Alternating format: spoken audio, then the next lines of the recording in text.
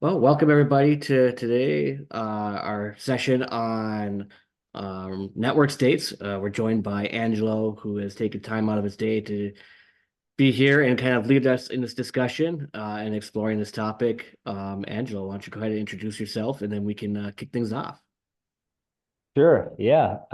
Thank you, Ben, and the whole VDAO community for having me.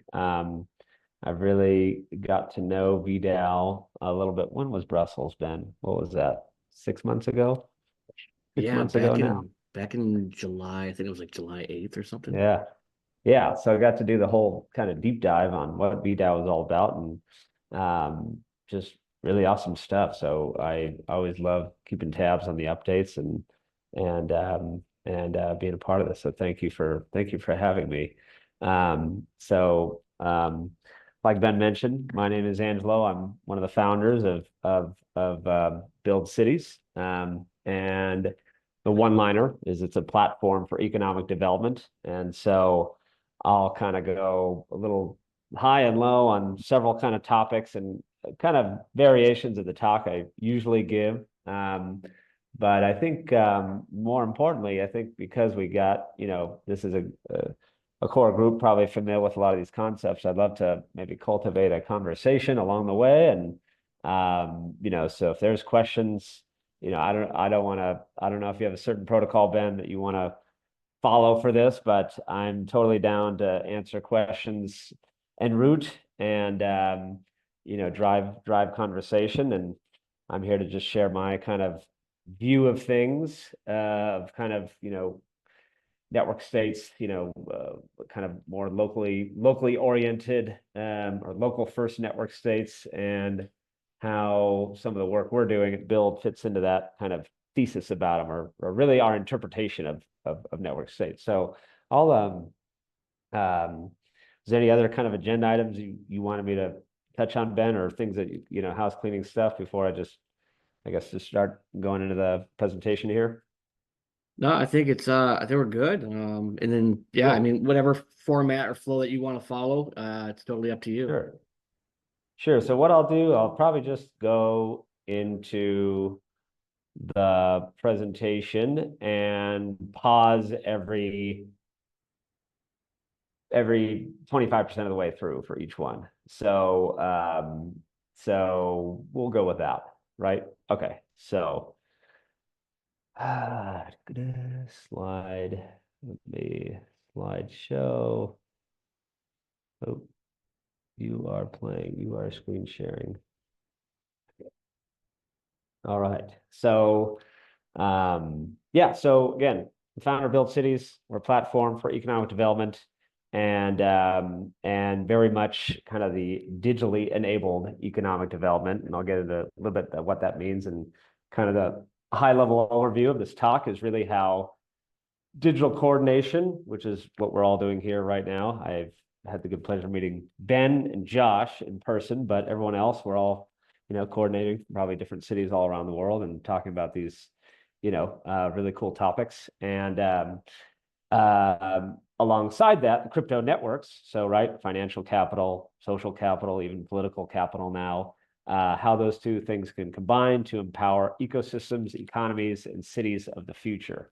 And that last line is kind of a mouthful to just kind of really mean like, we take a very local first mentality. So even the brand of Build, anything after the underscore is kind of how we view almost as like our core customer, or who we're here to service, right? So it's, I live in Houston, Texas, so it's Build Houston.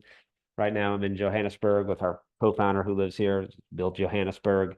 And you can actually see this, and if you wanted to follow along with us on the platform as well, it's available at buildcities.com, and you can launch and join and see a little bit more what this looks like. But um, um, so where is this?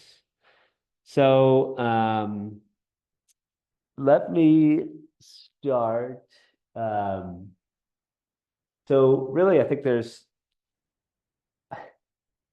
yeah, okay. So there's two kind of major trends I think that happened over the last 2 decades, which make network states in the first place possible, and more importantly, the kind of almost like obligation to make them very local first. So in the .com era, there was very little incentive for anything about the internet to serve local ecosystems, right? It was like, hey, how many eyeballs can we get from around the world to do this kind of, to get out our message, right? Whether that be a forum about, whatever, regenerative farming or whatever. Like we just wanted to get as many people as possible, which is cool. I mean, that was an amazing time, but I think one of the negative externalities that we saw from that is that it came kind of at the expense of, more local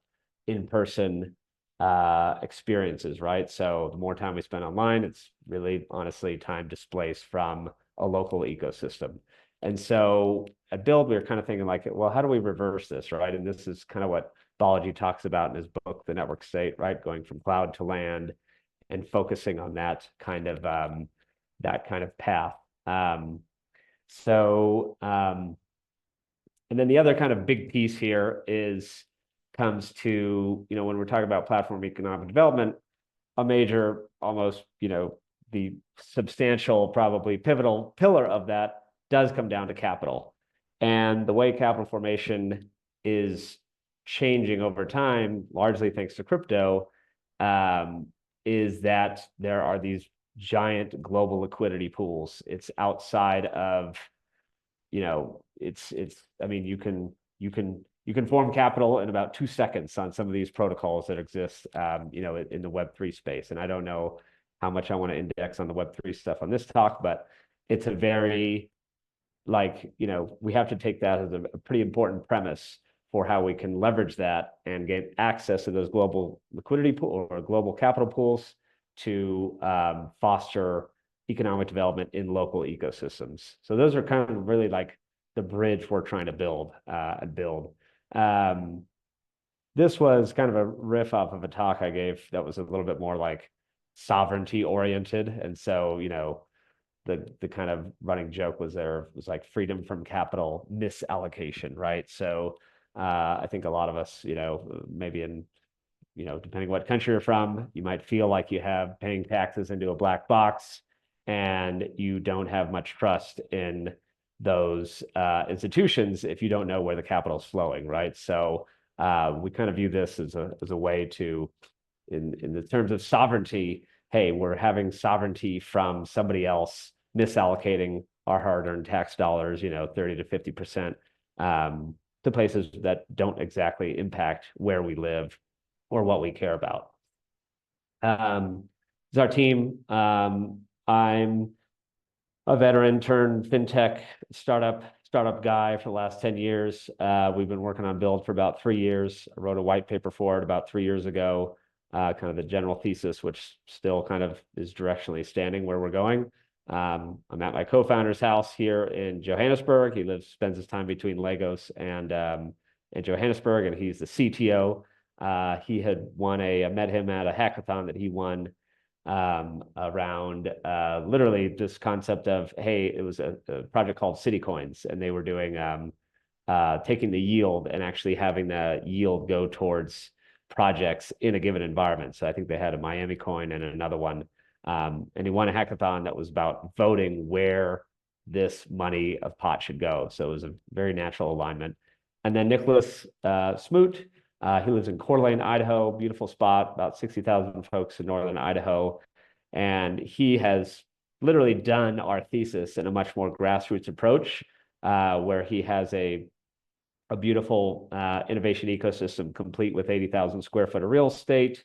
People are working on different startups, different ideas. It's almost like when you go there, you're kind of like, oh, this is what like a town hall could be, right? It's always bustling with activity.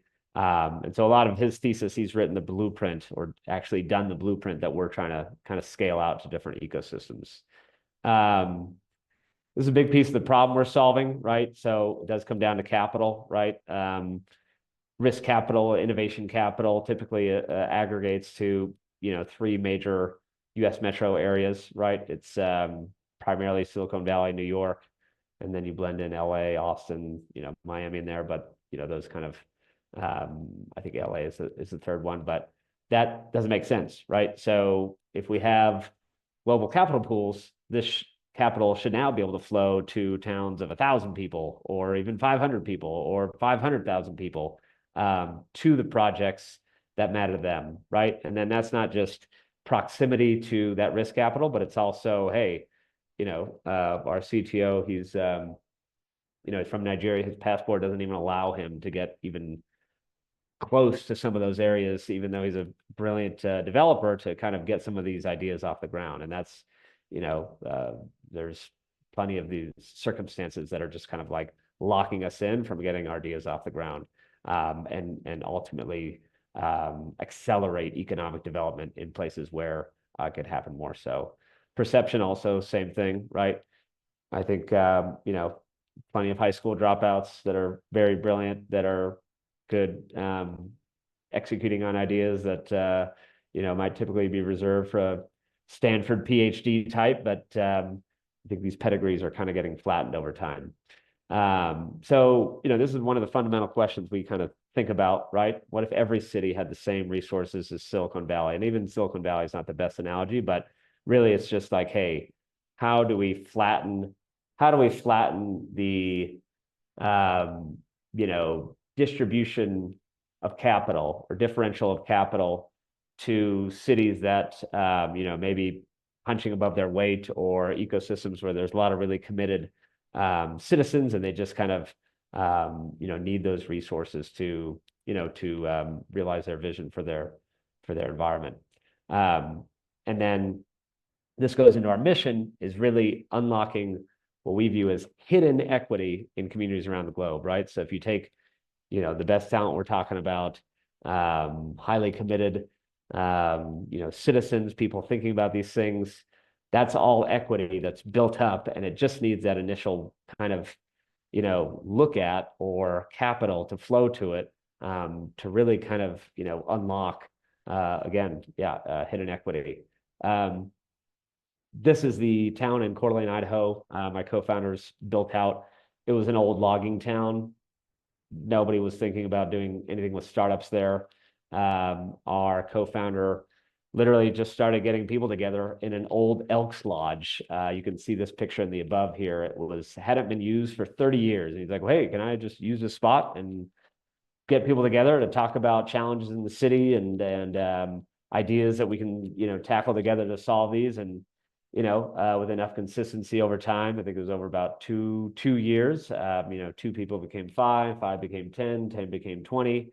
He had a pretty kind of strong cohort of people meeting regularly every week, so much so that he was able to get a grant from a city to subsidize a real estate fund of local investors that then did this renovation of the Elks Lodge into the place that you see below, which now has, on day one, it was 100% occupancy. So the whole, because the community was already built out, and they have like a 98% tenant retention rating, right? So like those are incredibly great numbers from a, we're putting our real estate investor hat on, like from that standpoint. And the one-liner kind of takeaway there is like, hey, community before concrete, right? Like it's really the people that make up an ecosystem, right? It's not necessarily the pretty buildings, or the novel. It's not even necessarily about the novel company or company powerhouse. It's really the people there that make it possible in the first place. And so he's built this. Build Cities is essentially looking to scale this from a digital first approach, right? Can we aggregate people in a given area that have highly aligned values, different projects that they're working on, right? Getting to the same events, get them into the same room, and essentially scale that up with a kind of software-based approach. And then as we see evidence of activity there, how do we actually kind of maybe get more hands-on and bring more resources personally to the area. This is the white paper. I can send it a link afterwards. Still things that need to change, but all changes are reflected in the product. And there's this overlap where I wrote it before the network state book came out, but Balji is an investor. We're grateful to have him on board, but talks a lot about a lot of the concepts of build. So I wanted to also, well, first that was kind of introduction of build, and I'll get more into that a little bit later. Now I was going to kind of go high level on network state topics. So let me ask, first of all, does anyone have any questions? And then second of all, what do people think of network states now, or just in general about some of these concepts that, VDAO is thinking about? I didn't have the chat open the whole time. Hey, I'm walking the street. So yeah, the 75%. Yeah. Okay. Assume refers to 70%. I have to recheck that stat. That deck was made a while ago, but I'm pretty sure it was actually that is global. Most, like, if you take Europe as a whole, you could count that, but it's not. In fact, I think it's actually Cambridge that was the number one, probably because Harvard, MIT stuff, going on there. But yeah, so yeah, it is a scary stat, and it doesn't make sense. And I remember I took all the data from all of Crunchbase, and you can see like just all these long tail cities. It's like, man, these people, like, everyone knows somebody with a great idea in a small town. It's like, what if we could just get them the resources so that they don't have to feel, nobody should have to feel like they need to go to Silicon Valley to pitch a problem that relates to them where they're at, right? Silicon Valley is only, I don't want to make broad generalizations, but we don't need marginally faster grocery delivery anymore, right? Like, they're not, a lot of Silicon Valley investors aren't necessarily maybe getting their hands dirty, in ag tech, right? Like they're not close enough to these problems, right? These problems exist typically outside of these ecosystems. So it is a scary stat. I agree. Let's kill it, or let's redistribute it. Still a lot of great things about those areas, but we can redistribute it. Sorry, I got to turn off my video. Cool, 100%. And SV misses a lot. Also true. Especially with AI kind of eroding SaaS margins, but that's a different topic for another day. But yeah, cool. So any quick thoughts on like what are top of mind thoughts, questions on network states? I'll keep monitoring the chat and come back to that, but I'll keep going if there's nothing else. Yeah, I'll just kind of keep coming back every couple slides. So when I think of network states, at first, when I first book came out, I was like, oh man, like a lot of this stuff makes a lot of sense. Like this is the way the world's going. But when you break down the definition, the classical definition, I actually kind of interpret this as like we're actually kind of living in them now already, right? We're already live actors today, right? Like if you're in VDAO, you're on this call, you're already ascribed to some of the values that VDAO has put out around regenerative lifestyle, like, however that, the manifestos kind of clearly lays out. We're live actors now, and these are people from all around the world working on this stuff. And even zooming out further, if we break it down by the parts of this definition, right? So a network state's a highly aligned online community with a capacity for collective action that crowdfunds territory around the world and eventually gains diplomatic recognition from pre-existing states. That's a mouthful, so let's break it down, right? Highly aligned online community, so you can see the color-coded breakdown here. And if you think about it, like if you look at a lot of the big tech companies or these crypto protocols, right? Solana, Ethereum, you're already starting to see this like almost like political clash between them now. Like we're already in them, right? Like we already spend a ton of our time online. Like it's already happening. It doesn't need to necessarily have this kind of like full recognition to realize that like in practice, this is already happening. And you can kind of breaking down some of these things, right? So, this is open to interpretation, but like think about the Apple, the blue bubble iMessage, right? Like, if you're in an iPhone click and somebody comes in with the green text message, it's just like a weird unspoken, like, oh, the Android guy, it's a funny joke, but it's a very real thing, right? It's like they're literally aligning around this very small piece of status around, having an iPhone. So, um, online community, not so much. So, what's another one? Um, um, so one of the ones that I think, I mean, I don't know if he's read the book or not, but what I would argue, who was running probably the most realistic version, and I don't think it's never in his best interest to admit this, but Elon is essentially running a network state, right? He can already arbitrate armed conflict between nations, right? Like this is a very serious piece of power that's like, ascribed to him, right? He has a massive fan base, right? So this is a very highly aligned online community. He takes collective actions like, the mission is going to Mars, right? So, I think crowdfunds territory is the one thing we haven't fully seen yet.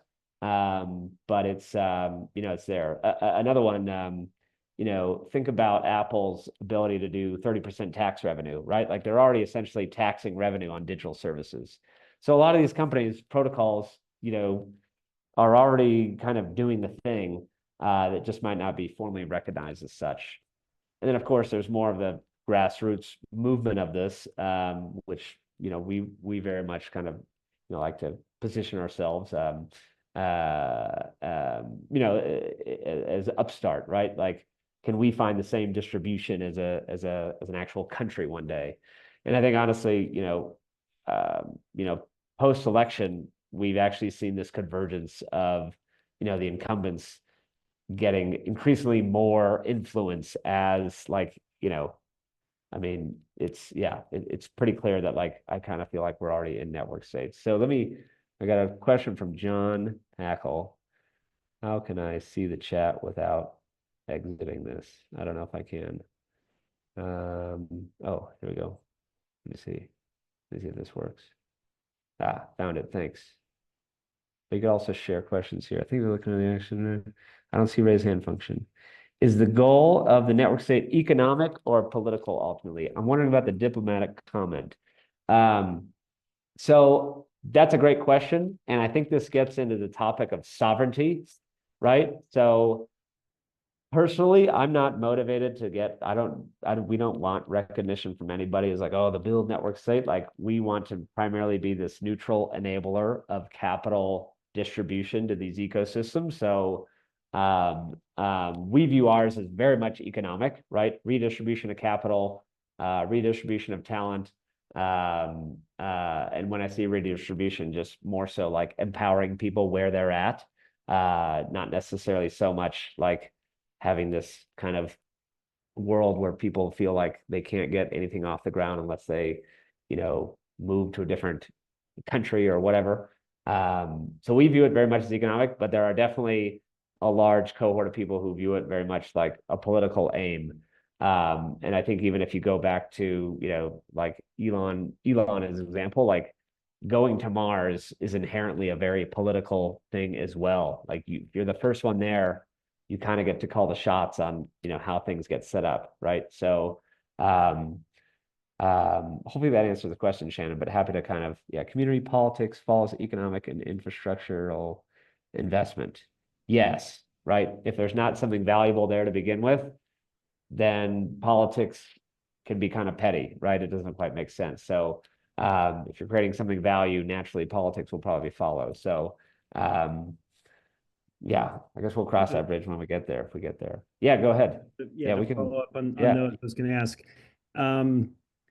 I think and maybe it's mostly perception. I don't know. I'd love to hear what you think, but I have a perception, I've heard others, that like biology specifically in the network state is like essentially, conservative politically or libertarian. And I think, there are a lot of people who may be scared off from the other aspects of it because of that. What are your thoughts on, like, to the extent that that may be correct, and then also you approach that topic? Yeah, that's a great question. So I think, everyone has their own stances, right? So like I think Balaji did as best as he could to objectively get out an objective framework with the network state, where you can see some older threads where he's like fully encouraging. He got some a lot of negative feedback around like, well, this is a crazy worldview, like your personal inclinations make this really scary. And then he'll bring up historical examples of like, well, actually, I mean, this can work. This is just a framework to think about, right? Like this can be a very, there's no reason why this couldn't be a more cooperative approach, or not libertarian or left leaning. It's literally just a framework. I just think and then he has his personal, he tries to separate them, but it's kind of clear that, it's a little harder, easier said than done. But I do think of it as like a framework, right? Like technology is neutral. Politics are born from a collective of ideals, values. Yeah, I mean, that's also probably a big topic for another day. But to answer the question, I think it doesn't have to be that way. I think it just kind of maybe started that way because he wrote the book. And then when we, for Build personally, we don't really touch on it. Like we actually pride ourselves. We've had coverage in both like the Atlantic and like Newsmax, and like we want to bring kind of everybody in the same, like we very much view as like a third way. It's like, okay, one of the major problems, and again, I'm speaking from like a US centric kind of view, but like, is this very big political divide? How can we make this in a way where it's like, hey, maybe you'll find some common ground if we just work on a project together, right? Like let's build a community garden, and you might be left, you might be right, but like we'll probably find some common ground if we just start getting to work and stop arguing on Twitter, I guess. But so that's a big part of the thesis that we kind of think about, is like, we will be successful if we are recognized as like a more, almost like a, bringing people together. But again, easier said than done. Josh, yeah. Yeah, Great. that And I feel like we could respond to each other too on this if other people have. Yeah, go ahead, Josh. yeah. Go ahead and put it off if you're getting there anyways. But that crowdfund territories part, how do you see Build functioning to actually, you're talking about the economic function Yeah. here. How do you see that operating within your ecosystem where communities are able to actually raise the funds to then get into the land? Because a lot of what we're talking about, like in our last meetup here with VDAO, was like, what's the activation from the URL to the IRL? Great question. And so now I'm gonna kind of like, I'll probably just jump around here a little bit. So like, this is when I think of crypto, I think of this sometimes.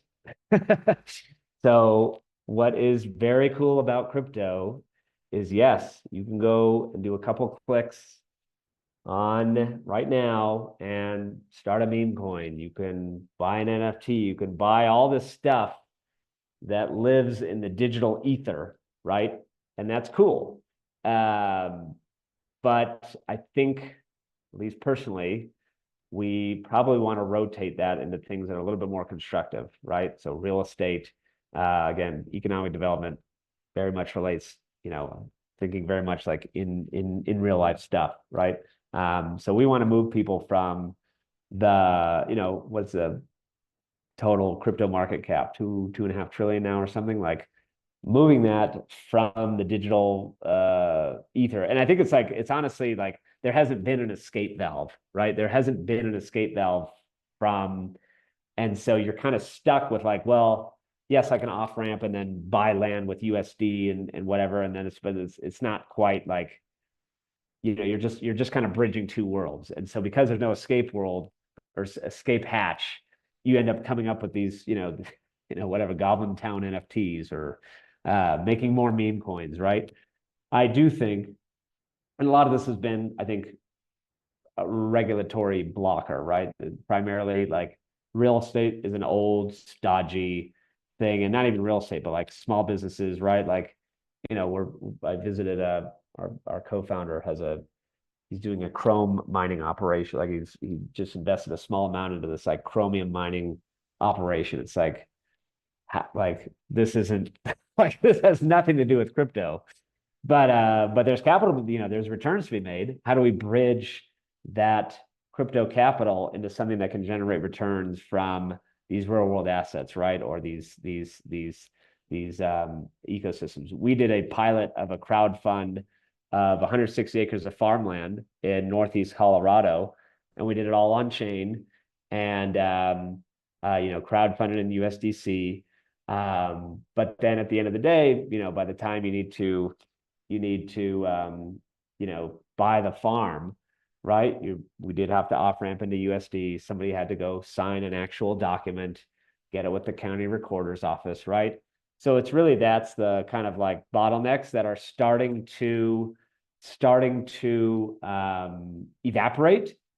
And to be honest, I think like post this last election will evaporate even quicker, right? And we'll be able to start to see those bridges form a little bit faster as far as getting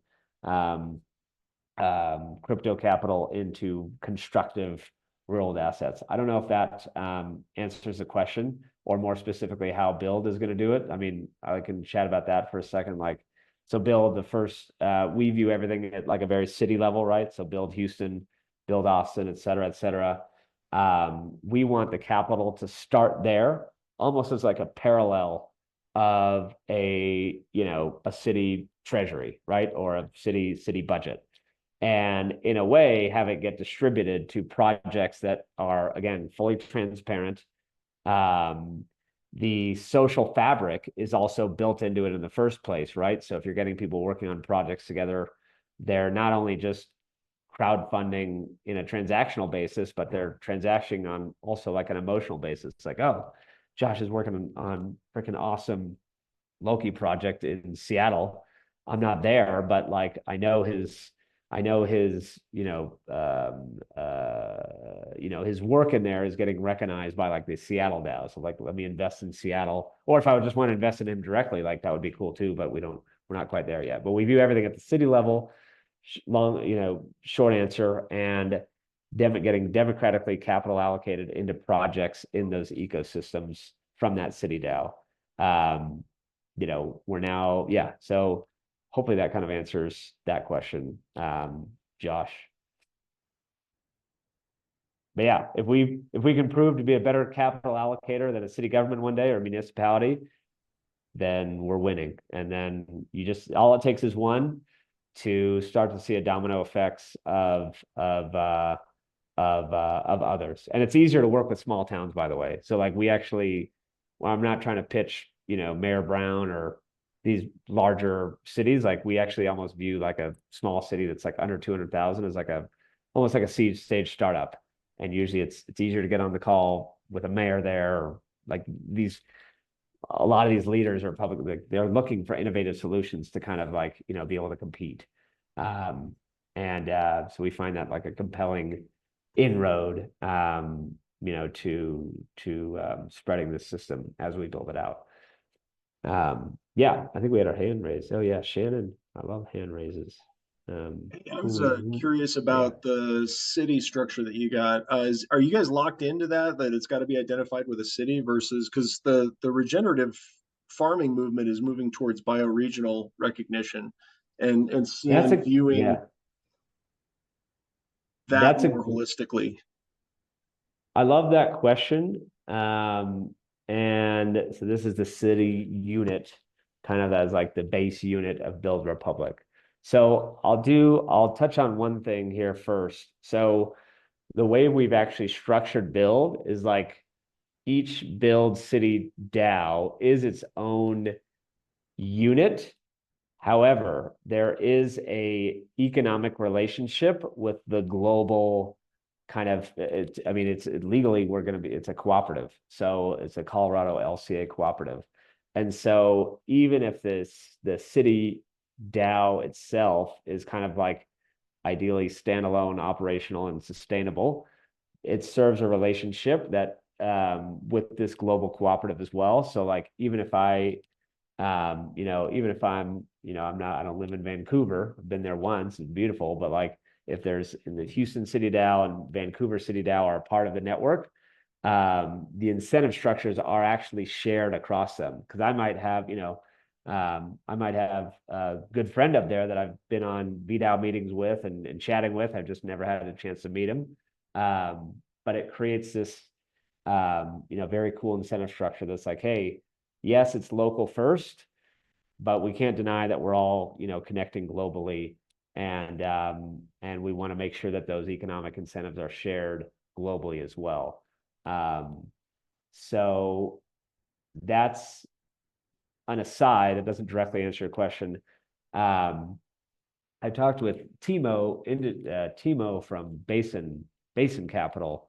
I remember somebody who asked that same question, and the short answer is we don't have anything now. We kind of just did start with like the city boundaries as they are provided by, honestly, Mapbox API or Google Maps. We switch between them, it doesn't matter, but like it goes down quite small. So like it's not just like build New York City, for example. It can be build Brooklyn, and even, you can even drill down even further, right? Build Flatbush, or even the little precincts within a bureau as well, borough. So it can get very granular. Now, what we do want to encourage are these collaborations. Like we're kind of, I don't want to say we're not closed source, we're not open source, we're kind of like hybrid source, I guess. So we very much enjoy working with different communities to figure out layers that we can essentially like alter the app that kind of serves that purpose. So like a really cool, so like if you go to our app, you'll see there's a globe view, and you can, rotate around it, click into cities. It would be awesome to have a bioregional breakdown. So at least like you could see where the city fits into a certain bioregion. So short answer is no, but let's go. You tell me, right? Like you tell us how we can make that happen. And we have kind of a pretty open contributor base of an open network for people to contribute if they want to put in the work and help out. We'll empower them, and for the right competencies, try to compensate as well. If it makes strategic sense. And yeah, I think it's a great idea. I think it would be really cool for people to understand that early and often.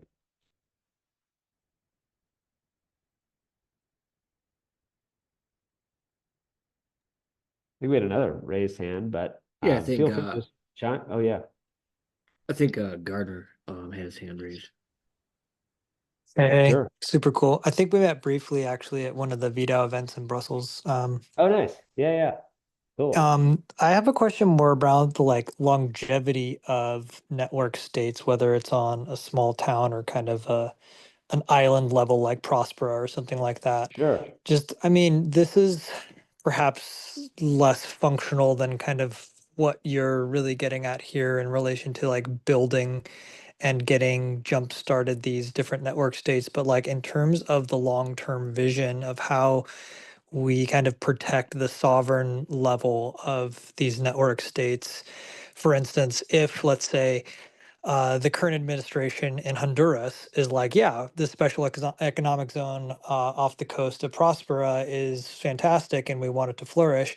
And then the next administration comes in and they're like, yeah, this is kind of codified in our constitution, but we want to reclaim that land and take it back.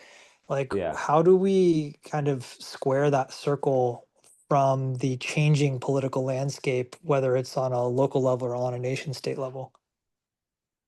Yeah, great question. High level thing to think about for sure. Early to think about. I personally, I'm not super bullish on special economic zones, right? Like I know there's some contesting between Honduras and Prospera. And what we like to think of as build is like, well, if you're able to show evidence that you're able to prove out economic development, regardless of a governance framework or whatever the current state of government is in a certain municipality, you can use that as a way to kind of, leverage in negotiations, especially if it's not just, it's not just that town, right? This is where like the network part comes in. It's like, hey, we've done this, we already proved this out in a non-special economic zone in, wherever, Coeur d'Alene, Yeah. or like, here's great evidence, and here's 5 other cities that we're doing it with. Like, you like almost like building that out in a way that you have to kind of build this leverage that then you can get them to come to the table. And again, this is like really far reaching, like, we're a small app, like this is a lot of like big vision stuff, but I think that is the more effective way to do it, that doesn't set up a contentious relationship between the project and the host nation per se. Because also, if you look at like, one thing about Prospera, and again, I think they're doing some really awesome stuff, but people always kind of say like, oh, well, what about Dubai and Shenzhen? And those were good special economic zones. Those were bred internally. Like this was like Dubai's idea, right? This was China's idea to do that in the first place. So it had the backing built in from the beginning. I think when you kind of try to go lateral with just, interests that don't quite align with the host nation in the first place, it's going to kind of set things up for some challenges, right? And this is where we think, really, cities are built as a result of just iterative economic policies that kind of can essentially, build up something of value in the first place, right? This is a big cornerstone thesis of how markets shape city. Bernard I was kind of confused with somebody else that I was reading that had a very similar name, but I can I'll share it in the chat. But yeah, essentially what he was saying is like cities aren't these grand master plans, right? They're just a result of like iterative compounding economic value accrual that beget leverage over time over their environment and even their host nation as well. So I'm gonna look this up where I know the book is How Markets Shape Cities, or Order Without Design, Alan Berteau. So check that book out. That's kind of a core part of our like DNA of how we like think about these things. I don't know if that fully answered your question. Yeah, I think that I think it's really proving on a local level that not only can it be done in a certain region, but it has been done, and ensuring that there is value being created on a local level can kind of transcend the changing political tides potentially. So yeah, I guess that's a fair summary. And when we're talking about sovereignty too, like this is, I realized this after collaborating with VDAO then in Brussels, is like one of the most sovereign acts you can do is have a self-sufficient like live self-sufficient, right? You're off grid, you're growing your own food. Like that's actually one of the most sovereign acts you can do. As long as your host nation preserves property rights, you're insulated from any risks that the government want to put on you because they don't really have much to hold over you. It's like, no, I'm good. I get my power from the sun. I can grow my own food. I'm insulated from corporate interests that might be poisoning my food. Like it's actually one of the more sovereign acts, I think, which is really cool to think about for VDAO. I tried to convince Ben and the VDAO team to make some memes about poking fun at billionaires with their bunkers and being like, the real audacious, are growing, are living above ground, and if something really catastrophic happens globally, it's like, well, at least I was enjoying myself. So I think that's the most sovereign act you can really do. But Yeah, it's a good question. It's a very political one. That's, I think, you know, we don't spend too much time thinking about for build, but happy to also chat. Yeah, I guess it's Offline. more of like the long-term vision is like putting all the effort and time into starting these network states requires that kind of like long-term assurance to some degree. But yeah, I don't Yeah. want to take too much more of your time. Thanks. Yeah. For build, we de-risk this also by having multiple cities on the map at once. So it's like, if you're committed to one place, like you're gonna be subject to whatever the challenges of that area are. If you're able to kind of like measure the ebbs and flows of development and then allocate resources as you see, data to support, like, hey, this place is working, like let's figure out how to bring social, cultural, financial, political capital to that area, however that looks. um um yeah, you can I think de-risk a lot of that. Yeah, any other questions? I'm happy to just kind of keep ripping on the deck here in the meantime. But I love these conversations. And again, maybe other people have thoughts to some of the other questions that were just asked. Um, I love hearing that banter as well, but don't Looks like you were working your way towards the actual process of incorporating the NFTs and everything. Yeah. So yeah, we can get into the tactic, the details. So this is just kind of like to the point that we're living in network states, right? Like, and Elon, whatever you think of him, did just kind of do this. Like, has a lot of control over an actual government now. So I think it's you know, again, whatever you think of him, I think it's just a data point to consider. So let me keep going through these. Oops. Okay. Yeah, this is just another point of how global capital is now, and I'm not going to get into this stuff, right? Technically, you're not allowed to have any flag at the same level as the U.S., but sure enough, there's Elon again, just to prove the point. Yeah. So again, this is really what we think about. And if you look at so on the left, there's geographical distribution of seed stage risk capital. And again, you can see the major areas where it accumulates to.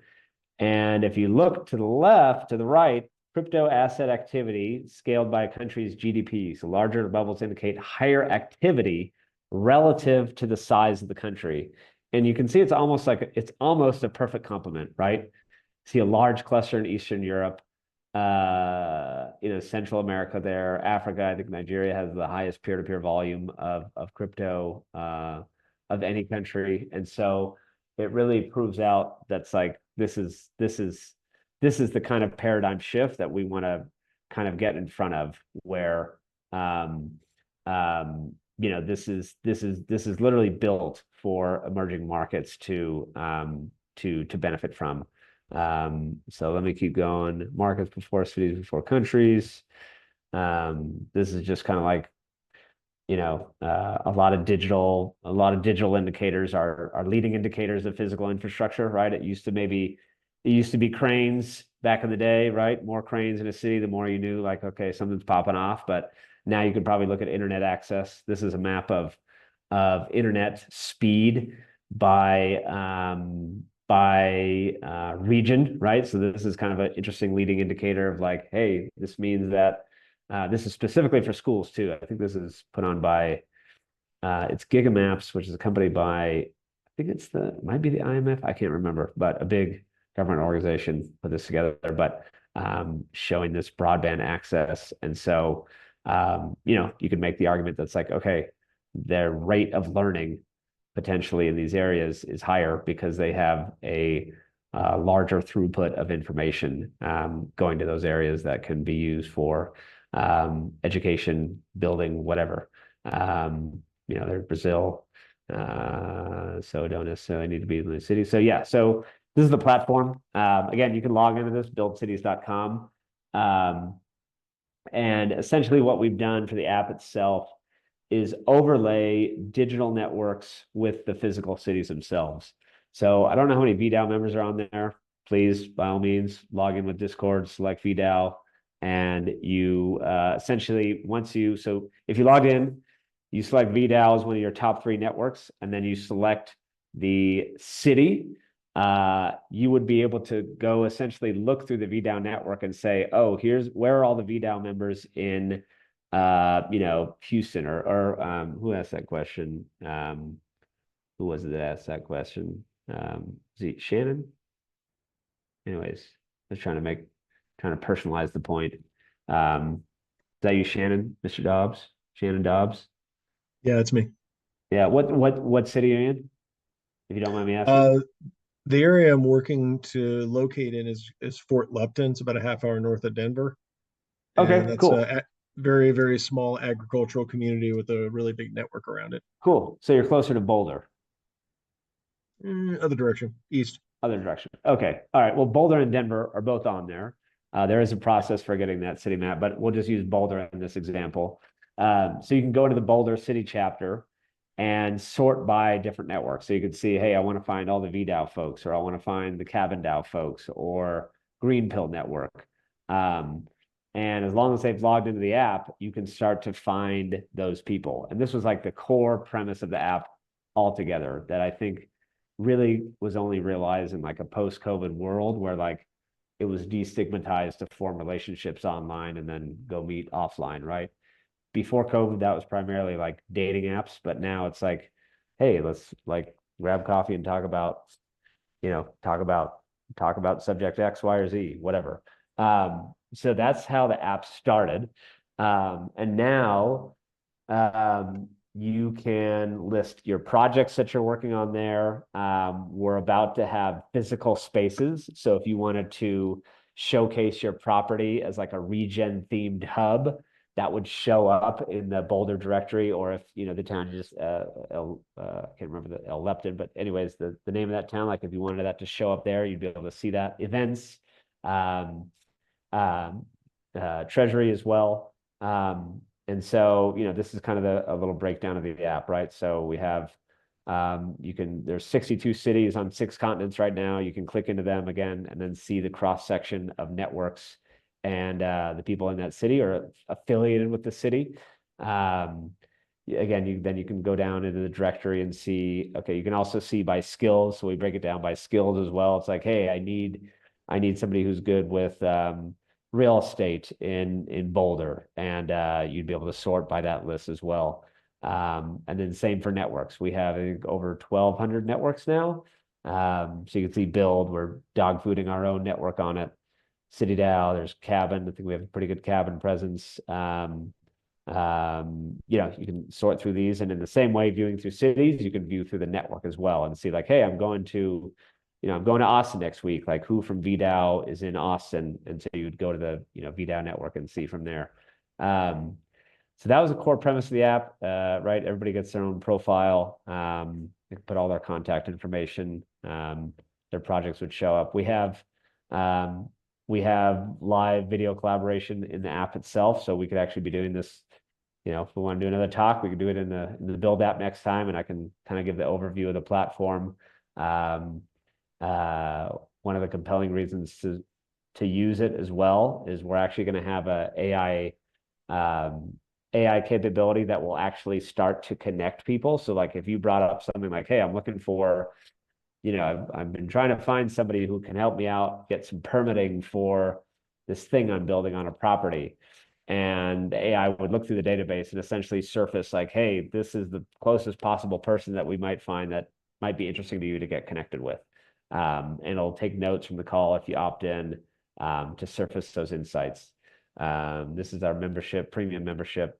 We have a fun little kind of gamified way to get your membership. This is the final form of like the city itself, how we view the city, right? So directory of people, the projects associated with the city. So, we have everyone from people making their own hot sauce to a guy making zero gravity pharmaceuticals literally in space. He's literally launching this similar to like Barta Space as a competitor.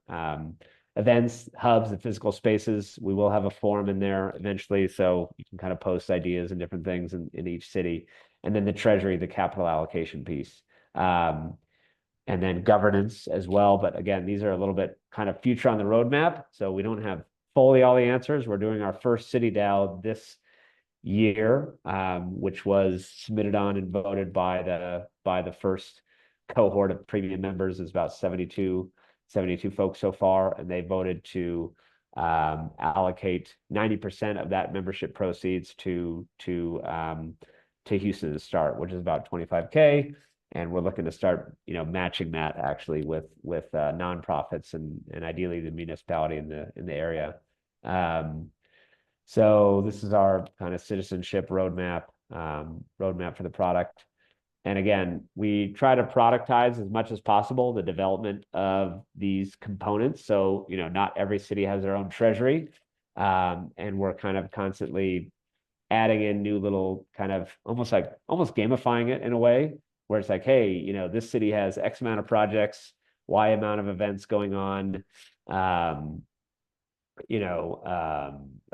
amount of collaborations happening, and setting a certain threshold, which would essentially unlock the treasury capabilities. So it's the hardest part that we're trying to do is simplify it as much as possible, but there's money at stake. This is, so it's challenging, but happy to go over on a separate call, like on a full app overview and kind of walk people through it. Yeah, this is kind of how we view the more cities that come online, the more progressively decentralized it gets, right? So we're starting with Houston.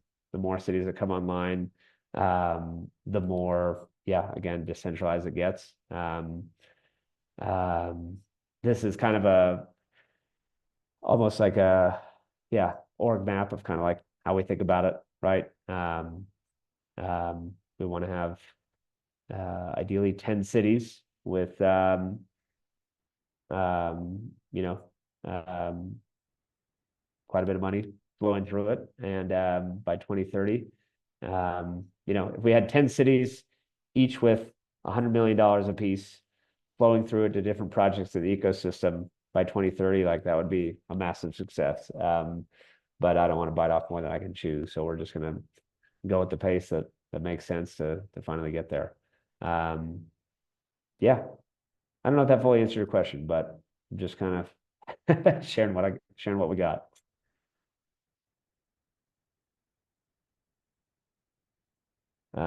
Yeah, so that's the app. I kind of went over most of the slides in no particular order, but I think that was more fun that way. And I think we want to do more. Here's a Dubai example, right? It used to be a small fishing village, and iteratively over 60+ years, it became a pretty big city, right? Gangnam's another example. So every city had their first brick, right? So that's kind of how we,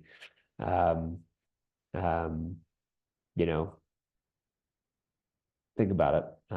Like ideally too, like, and again, this is a little bit later stages, but a big piece of the vision is like, hey, I've got 30 acres in a certain place, and I want to put the space up and cast a vision for this community, right? Like maybe I want it to be, and we've seen all types of different things, right? We've seen ones for, religious preference. We've seen ones for, obviously like thematic ones, more regenerative components. But we want to,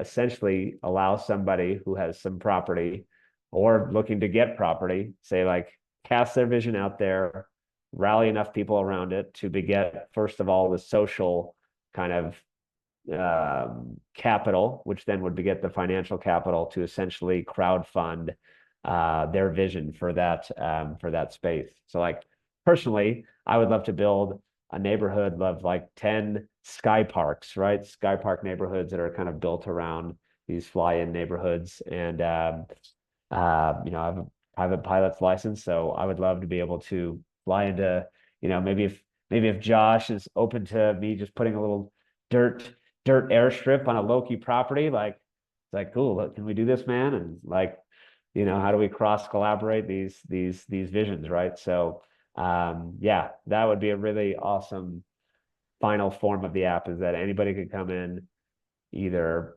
ideally post the property that they already have, cast their vision out for it, and allow people to kind of coalesce around that vision. And over time, you know, actually build the thing. And yeah. You're gonna have to get with the VTOL program instead of a dirt strip. Yeah. Yeah.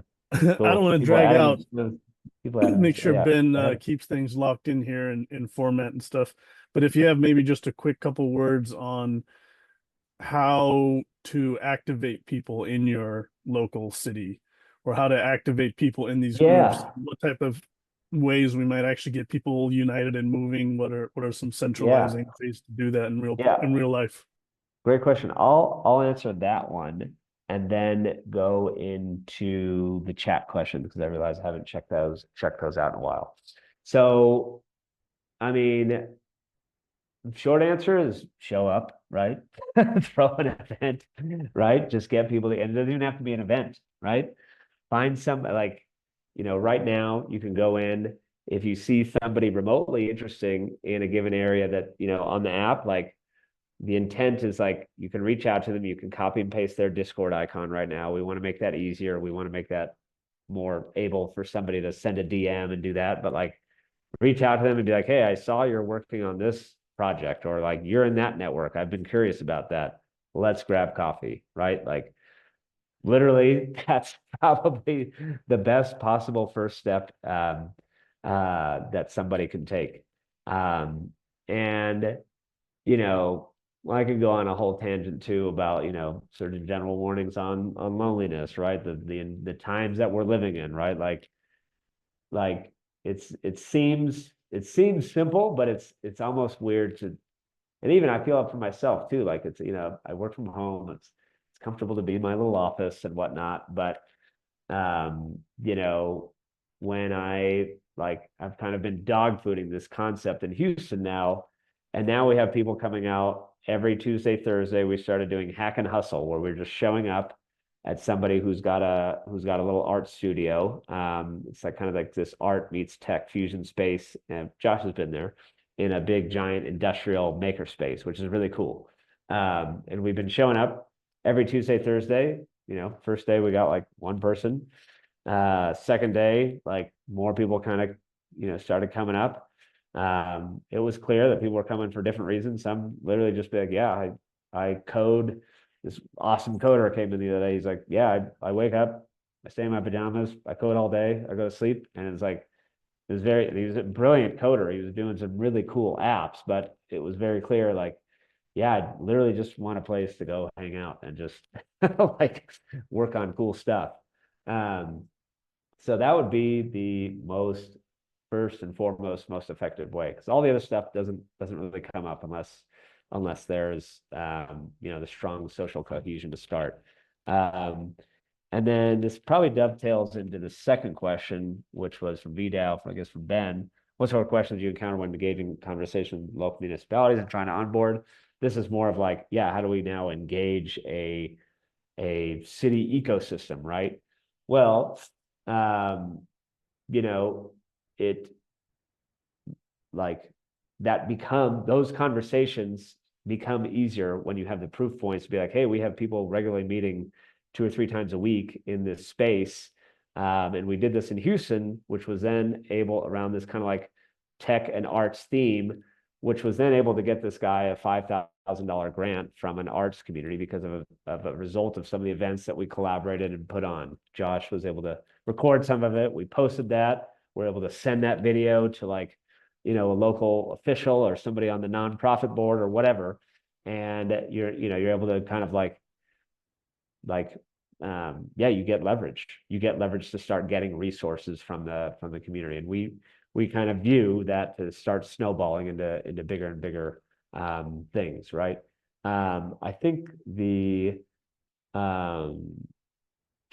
yeah, that is a big piece. Yeah, grab coffee with a friend nearby. Step one. Start a barbecue trailer. And our co-founder Nick actually also does have a whole book. He wrote the playbook for how he did this in Coeur d'Alene, and let me get it here.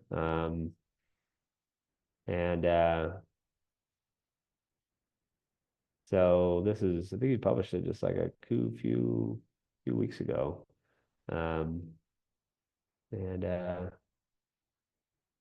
Yeah. So this is almost like kind of quite a bit like the DNA of like how we think about community development. And it gets very specific. It gets very specific and tactical about like how to set up the events, like all that stuff. I think there's like it's still open to interpretation, right? Depending on the different themes of a given place. Like the other than ideal, right? So I think another kind of core part of the thesis is like, yes, go grab and get a coffee, but like everybody, I think it's kind of a universal truth that everybody has some project, at least ideally, like that they are super passionate about. And like that's their thing. That's their single player mode. Like I care about this cause. I'm gonna do it. I just care about, I want to build a school for like for homeschooling or whatever, like a community homeschooling, or I want to build, this hot sauce brand, right? Like everybody has that thing. And we view that as like very much like a great starting point for people to start to collaborate, right? Because it's going to get people in a room, it's going to get people, finding out the overlap, and then as a after effect of that, hopefully they're also, building bonds as well. So very like project led community development. So I'll keep going through some of these questions. Wow, most of you use nominated VC because GDP is so large, level small. Yeah. Yeah, GDP, yeah, John, happy to also just keep chatting on, the state of venture. I can send the article that I took like all the US city data and the risk capital by sector, but it's probably a little outdated now. Thanks, Josh, for sharing the link. VDAO's on there. Thank you, John, for adding. Yeah, I mean, yeah, all the VDAO, we would love to have more folks in VDAO be a part of Build and figure out these common points. Not sure if Gene was the form field is out of view. Okay, Gardner, I apologize about that. It looks like you're doing it on mobile. I will say the app is better designed for desktop. We want to fix some of that, but it is better designed for desktop. But if you send me your email, we can try to diagnose that. Yes. So then this network is not yet claimed by admin. So you can claim it. This maybe like we literally designed it this way to kind of keep the keep the incentives going, but you have to have 10 people in a network to claim it. So as soon as you get 10 people from VDAO in there, Dan or the admin of the server will be able to claim it. And when you claim it, we'll do a quick like little write up too on some of our socials. So yeah, come on, Ben. Let's In the meantime, help us out. Angelo, That'd be the big ask. in the meantime, or to get to the 10, is there a way, like, how do I identify as I'll be one of them once it's claimed? So when you log in, make sure to log in with the Discord option, since you guys manage the community in Discord. Select VDAO as one of your networks we actually used to have it on the onboarding, so now you actually have to go under your profile and add that as a network. I can give Ben those instructions if he wants and kind of like make that a little bit easier. So you have to affiliate with yourself with VDAO, and it'll automatically, count to 10 basically. And then it'll unlock the ability to claim the network itself. Perfect. Yeah. If I signed up via email, which I did, should I redo it with Discord? It will be yes. If ideally you're doing it with Discord, because then it will actually, because if you sign in with Discord, it will surface your servers to you so that you can okay. select Discord, because we don't have that information unless you sign in with Discord. Then Yeah.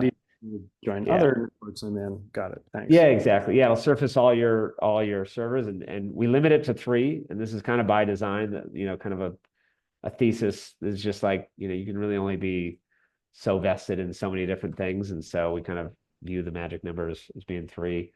Gardner, looks like you already left. Thanks for joining. G-Lu TG. Okay. If Ben, I don't know if there's a way to export this chat too, because I'd love to make sure that I follow up with these people. I think it says save chat. But yeah, I don't know if there's a way to do that, but I'd love to make sure that I'm following up on these. Josh on V Down Network. We've had a lot of fun already, jamming on different stuff. We've met Josh now in Brussels, Austin, Denver, and Brussels, Tennessee, yeah. Nashville, 4. That's right. Yeah. So Bangkok. yeah, I really appreciate Josh's perspective. He's able to put things in words better than I can on our own product, on kind of surfacing the interconnection between a lot of these networks. And yeah, that's a huge part of what we're looking to do. Yeah. If there's any other questions? Yeah, I got a quick question for you. What are some of the interesting methods or examples for hubs, network states to generate revenue and become sustainable? And then how do these local projects then become revenue positive, and self-sustaining, return some of that value to the ecosystem that they were supported by or have been? Yeah, that's a great question. So probably these first iterations is going to be more like non-dilutive, right? Like, how do we just move capital around in the first place, right? Like, how does it make sense to move things around? And just to productize it, right? Like, more so like Kickstarter-esque, but working up to that point, right? So, you know, one of the major challenges, and this probably goes back to an earlier question about what is another barrier for you know, why more crypto capital hasn't moved into the real world, right? Is because the provability of things is a lot more difficult, right? So like, you know, somebody could submit a property and say like, hey, if you invest, you know, 20% of or whatever, if you invest like 100,000, let's crowdfund $100,000 to get my vision off the ground for this real estate project, right? And we are aiming, here's the financial model for generating, you know, X amount per year. Well, how do you fully prove that, right? Because it's in real estate, right? Like, eventually that person's probably gonna, like, how do you fully prove that? And then, you know, also, like, does that person want to prove it? Like, there's a lot of incentives for people to maybe underreport. Like, it's a really difficult problem for that to kind of solve. And so we're still working through what the more equity-based component looks like. Like, again, ideally we want these city treasuries to all be sustainable. But it is a matter of like, yeah, if I'm in a city around the world, how do I know that capital is flowing through in a way that is transparent and honest, right? So yeah, so short answer is that's something we're still trying to iterate through. But it starts with just kind of getting capital kind of moving around. Another thing that we've seen is like, we have a decent amount of, like, you know, not to toot our horn, but like, I think a decent amount of brand equity now. So we've seen people who have independent consultancies that are starting to do some work under the Build banner, right? Like, they're still their own independent consultants, but they kind of associate it with Build, and that allows them kind of like 2 things, like, one, some source of credibility that isn't just their own their own personal brand, and also the ability to like cross-sell or upsell a lot of their services. So like if I'm a developer as a consultant, but I'm part of the Build network, I might be able to team up with a designer and essentially cross-sell like a whole stack of services to a prospective client. And that we are viewing even probably as a more immediate path to monetizing revenue that can be distributed across the cooperative. And what we think is kind of like a boiled down number of what that looks like is like 90-10 relationship. So like 90% is owned by whoever's doing the work, right? And that's like a 10%, tithe or whatnot that gets, redistributed to the Build network and then ideally redistributed to the cooperative members itself. We think that's like, we've seen decent reception to that. I think people can think that can be worth it. So yeah. But again, very early, very nascent still.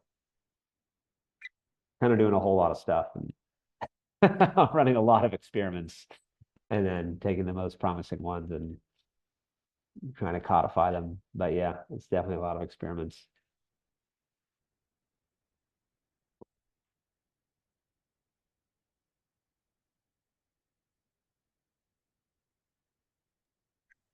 Cool. All right. Well, I'm just being conscious of time here. I know we were scheduled for an hour and a half and we're coming up on that mark now. Being that we're got about 10 minutes until we hit that. Just curious if anybody else has any questions for Angelo, or any thoughts, comments, ideas, feedback, or any of the above. Yeah, otherwise, Angelo, it's been really genuinely a pleasure having you joining us today and taking time out of your day to go through what Build's working on and kind of shine some light on like some of these different concepts and the innovations that you guys have been developing. So thank you.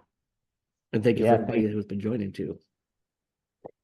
Just echoing the sentiment. Again, always love the work that you guys are doing, and in the same way that we kind of like view our platform as like very city centric, right? Kind of in parallel with that is the network themselves. So like Build is winning if we are able to somehow facilitate an objective that VDAO might have, whatever that might be, right? Whether that be empowering a certain project or throwing our weight behind a given event or initiative, which I know we did a few times.